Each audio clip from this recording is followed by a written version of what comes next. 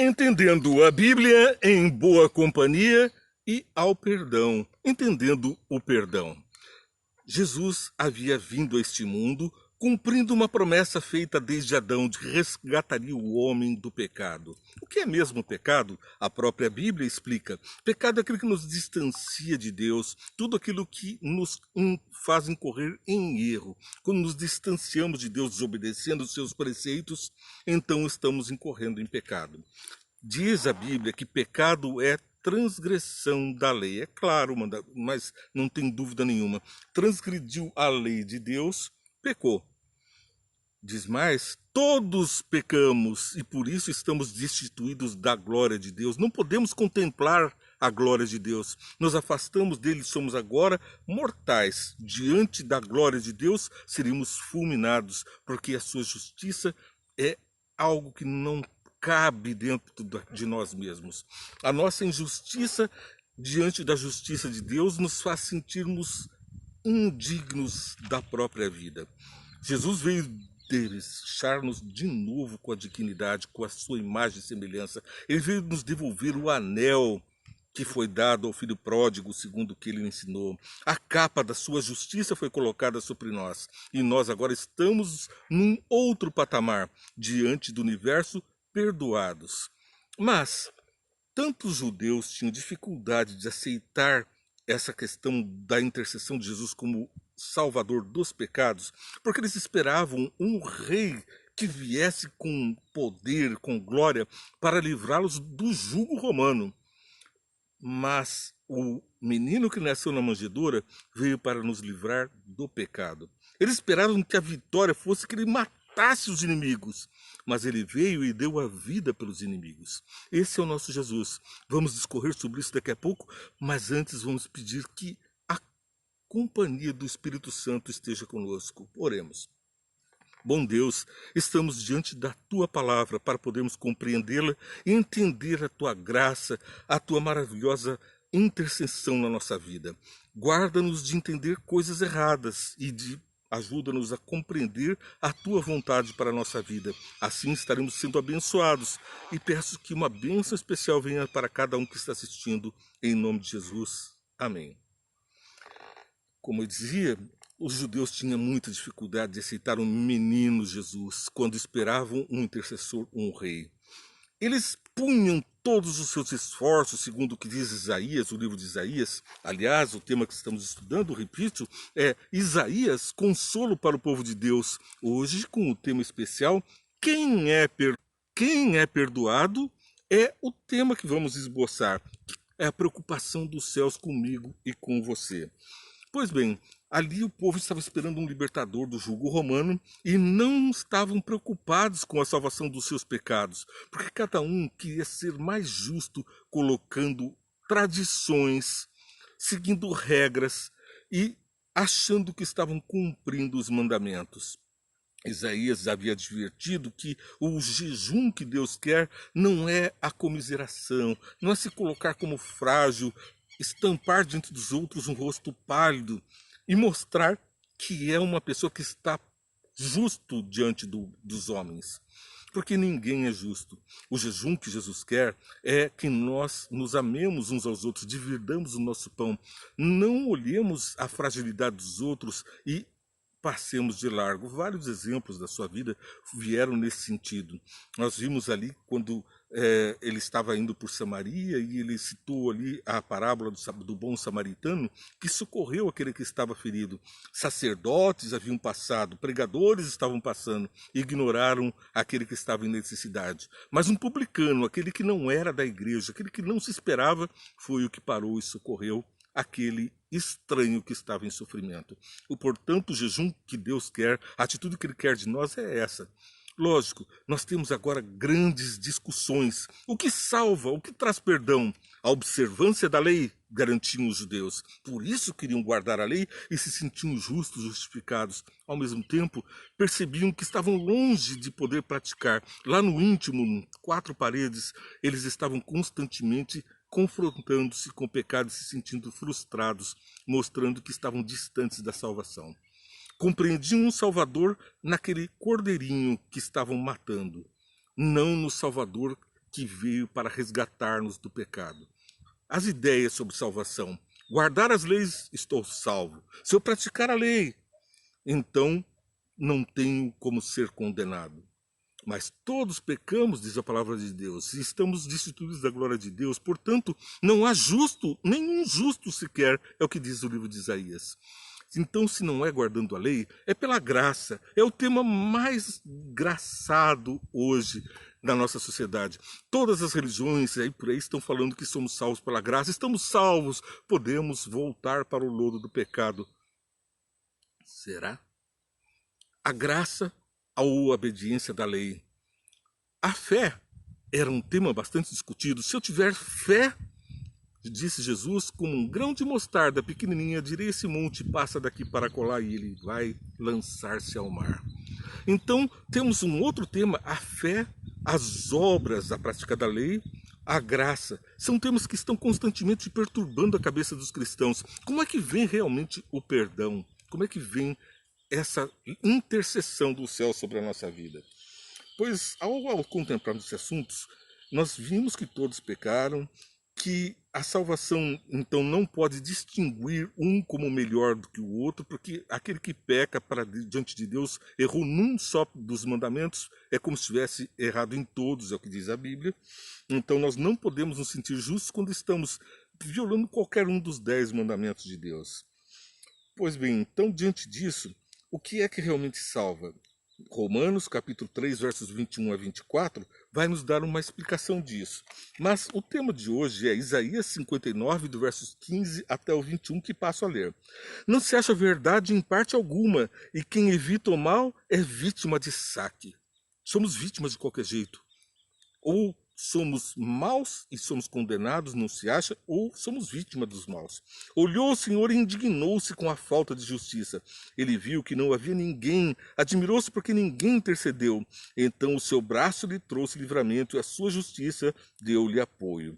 Qual é o braço que está trazendo justiça, senão o braço forte do próprio Criador? Jesus é o intercessor nos céus, ele está intercedendo por nós. É ele quem aplica a sua justiça, porque ele que viveu em santidade, que não pecou, morreu no meu lugar. E então agora eu que merecia morrer, estou livre da condenação do pecado. Vivo não mais eu, mas Cristo vive em mim, disse o apóstolo Paulo.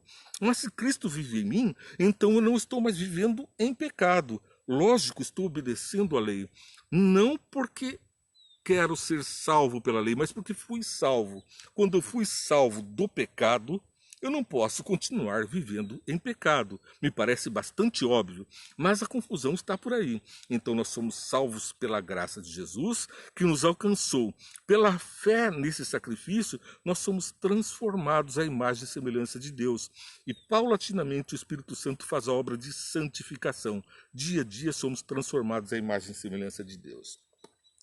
Verso 18. Conforme os que fizeram, lhes retribuirá aos seus inimigos a ira, aos seus adversários o que merecem. As ilhas, a devida retribuição. Então Deus age com amor, mas também age com justiça. É importante lembrar agora do que diz o direito. Primeiro, que ninguém pode ser condenado 2 vezes pelo mesmo crime. Eu cometi crimes, pequei. Fui condenado, Jesus veio no meu lugar e sofreu a pena. Pagou a pena. Portanto, eu não posso ser novamente condenado. Agora eu estou livre para ter a vida que Jesus merece. Ele não pecou. E a Bíblia fala que a alma que pecar, essa morrerá. Como Jesus não pecou, ele morreu injustamente.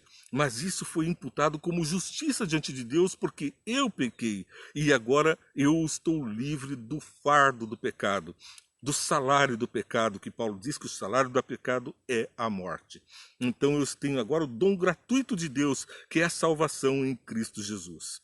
Pois bem, voltando para o mundo do direito, se eu tenho uma lei, as leis foram feitas para serem cumpridas. Toda lei penal, principalmente a penal, mas toda lei precisa ter uma consequência. Se você não obedece, tem uma pena. Matar alguém, pena. Qualquer lei traz uma culminação penal. Senão, ela é uma lei fraca que não é obedecida, não tem significado. Então, os 10 mandamentos de Deus aplicam a pena de morte para os transgressores. Acontece que as pessoas querem se ver livres da lei pela graça. Se Deus seguisse esse raciocínio, automaticamente, pela graça, ele anularia a lei. As suas leis que regem todo o universo seriam então como a lei da astronomia, da física, da química, da biologia, da minha genética, de tudo que me cerca, seria então destroçado, porque não tem significado uma autoridade que não se impõe. Essa lei, que poderia ser simplesmente trocada pela graça, enfraqueceria a própria lei.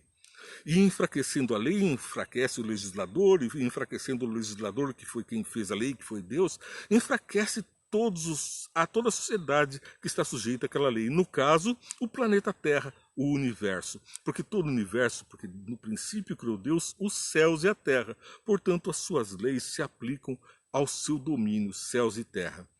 Precisava Deus encontrar então um remédio. Como salvar o homem do pecado sem violar a lei? O preço foi a morte do nosso Senhor Jesus, o justo. Através da morte dele, eu fui justificado. Agora eu tenho fé nesse sacrifício. Eu acredito no sangue de Jesus para me purificar. Quando eu acredito, eu estou mudando o rumo da minha vida. Eu estou seguindo os passos de Jesus no caminho da luz. Ele foi aos céus e eu vou aos céus. Eu não posso pensar que eu estou seguindo um caminho diferente, que Jesus foi por um caminho e ele disse o quê? Eu fui obediente. Aquele que diz que me ama e não guarda os meus mandamentos é mentiroso, nele não está a verdade.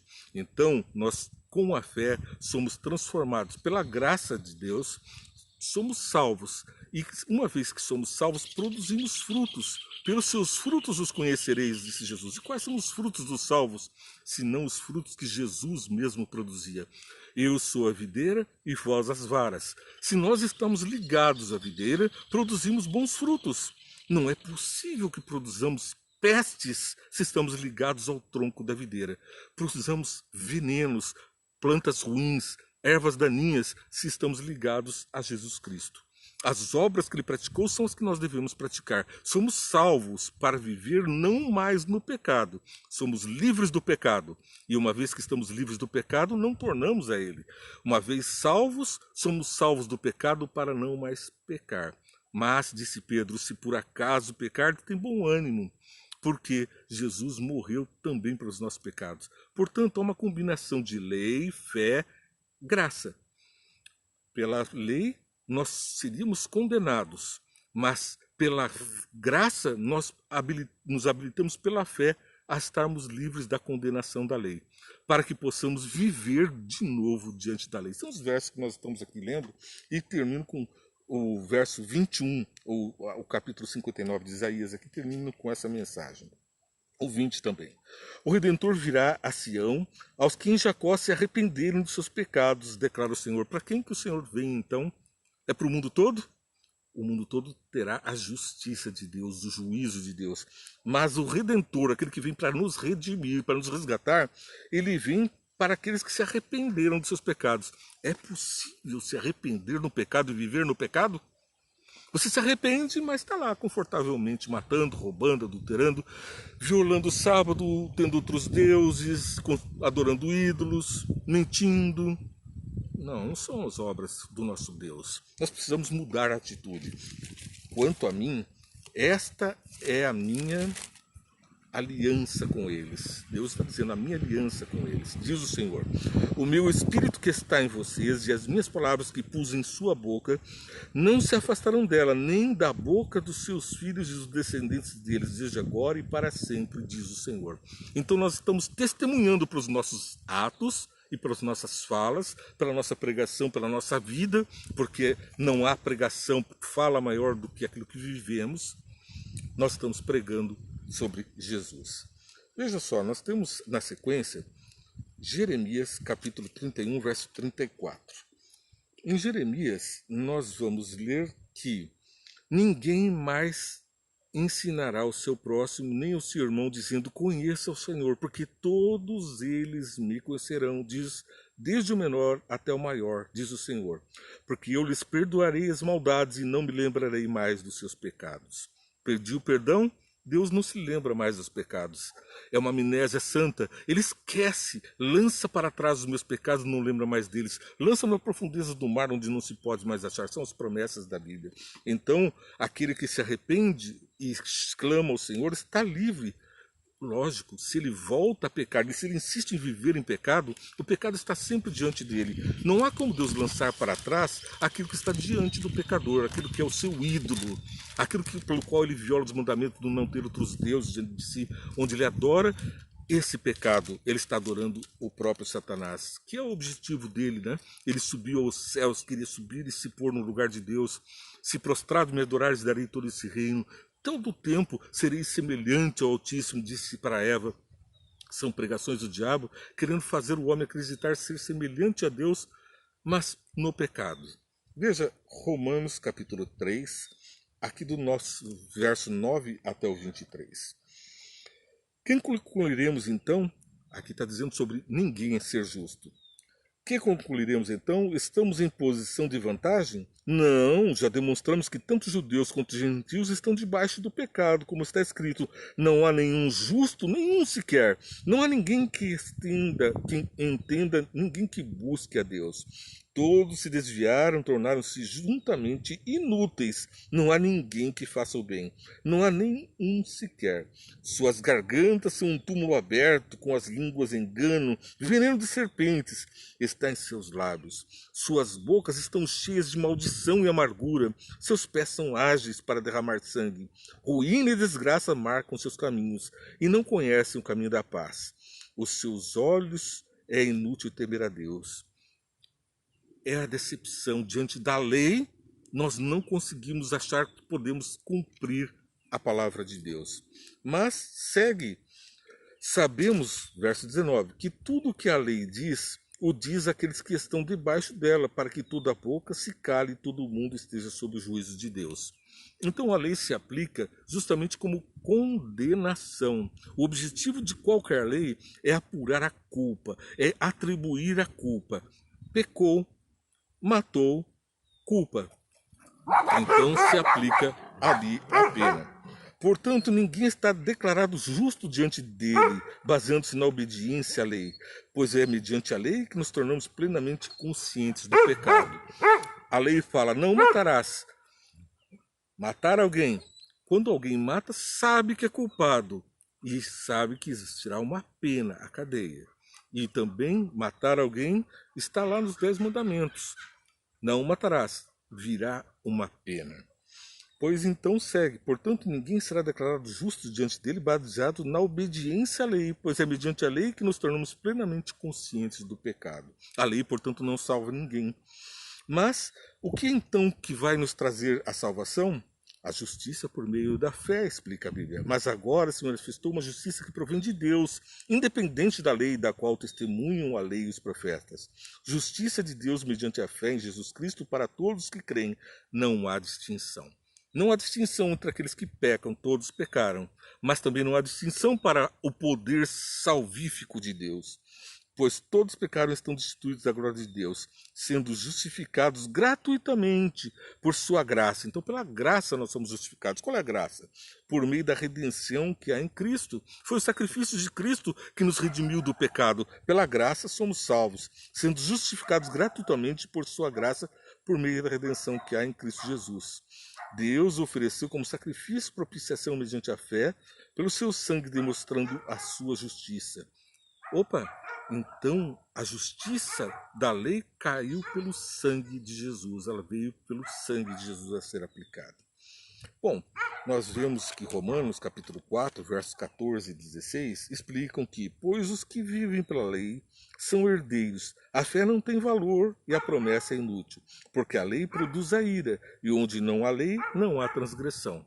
Então, aqui ele está dizendo da culpa que vem da lei, portanto, a promessa vem pela fé, que seja de acordo com a graça e seja assim garantido a toda a descendência de Abraão, não apenas aos que estão sob o regime da lei, mas também ao que tem fé que Abraão teve. Ele é o Pai de todos nós. Então nós temos a obediência à lei, mas a fé é que nos prepara para a obediência à lei.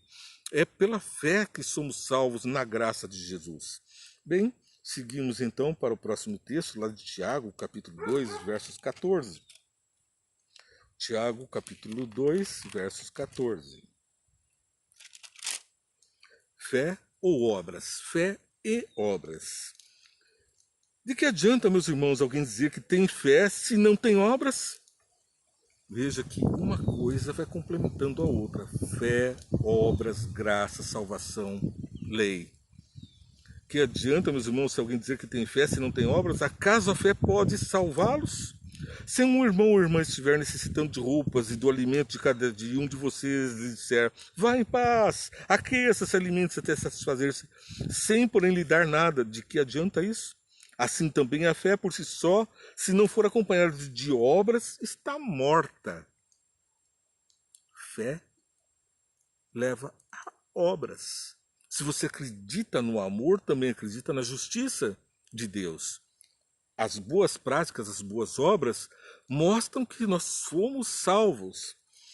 Se um de vocês disser, vá em paz, aqui esses alimentos, diz o verso 17, assim também a fé por si só, se não for acompanhada de obras, está morta. Mas alguém dirá, você tem fé, eu tenho obras. Mostre-me a sua fé sem obras, e eu lhe mostrarei a minha fé pelas obras. É pelas obras que eu mostro que tenho fé. Eu tenho fé na graça, tenho fé em Jesus, e então eu frutifico como Jesus. Então, pela graça somos salvos, mas pela fé produzimos boas obras. Você crê que existe só um Deus? Muito bem. Até mesmo os demônios creem e tremem. Insensato, quer certificar-se de que a fé sem obras é inútil? Não foi Abraão, nosso antepassado, justificado por obras, quando ofereceu seu filho Isaque sobre o altar? Você pode ver que tanto a fé como as obras estavam atuando juntas. E a fé foi aperfeiçoada pelas obras. Cumprindo-se assim a Escritura. Veja, a fé é acompanhada de obras. Porque fé, só fé, até o diabo tem. Mas as obras, as boas obras, são os frutos que nos fazem que o universo reconheça a transformação que Deus faz em nós e dar glórias a Deus. E o verso 26 diz, assim como o corpo sem espírito está morto, também a fé sem obras está morta. Portanto, não venha me falar que a salvação é pela fé, nem que a salvação é pela graça, tampouco pela lei, porque ninguém as pode cumprir. Então, do que vem o perdão dos nossos pecados? É pela graça, pela morte do nosso Senhor Jesus, porque eu acredito nisso, na minha redenção, e porque eu sou transformado pelo Espírito Santo, santificado numa vida, sendo sobrelevado à imagem e semelhança de Jesus. 1 João capítulo 2, versos 1 e seguintes. Meus filhinhos, escrevo-lhes essas coisas para que vocês não pequem. Se, porém, alguém pecar, temos um intercessor junto ao Pai, Jesus Cristo justo. Ele é propiciação pelos nossos pecados, e não somente pelos nossos, mas também pelos pecados de todo o mundo.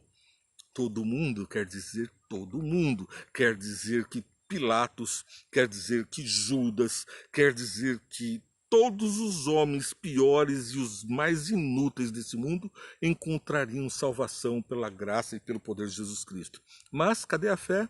Cadê as boas obras? Pois bem, ele é a propiciação pelos nossos pecados, e não somente pelos nossos, mas pelo pecado de todo mundo. Sabemos que conhecemos se obedecemos os seus mandamentos. Esses homens obedeceram os mandamentos. A fé transformou as suas obras. Satanás transformou as suas obras? Não, eles continuam pecando e fazendo mal, violando a lei.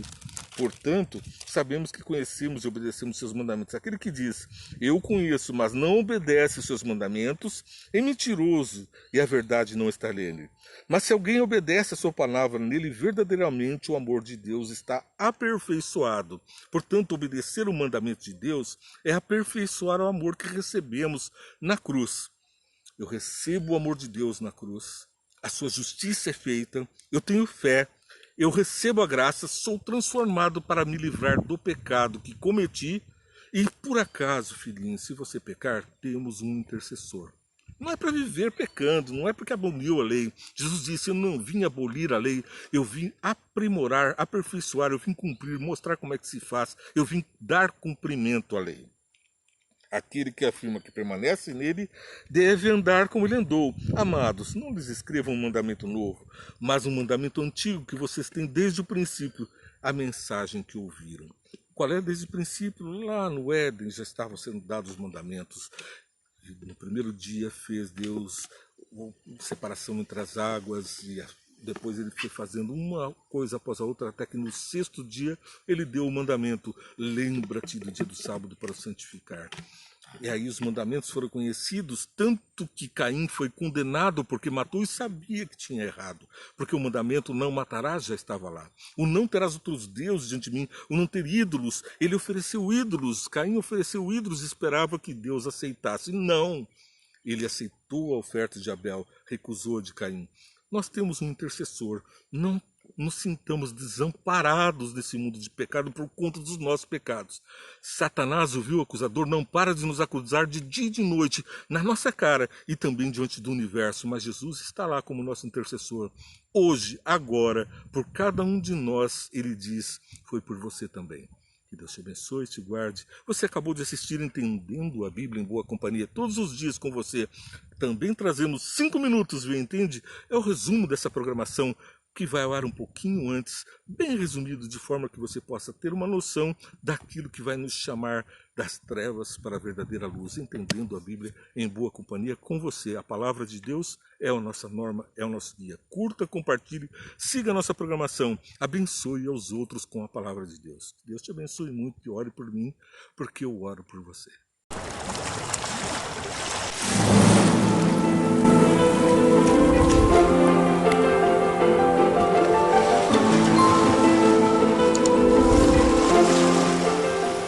Em boa companhia.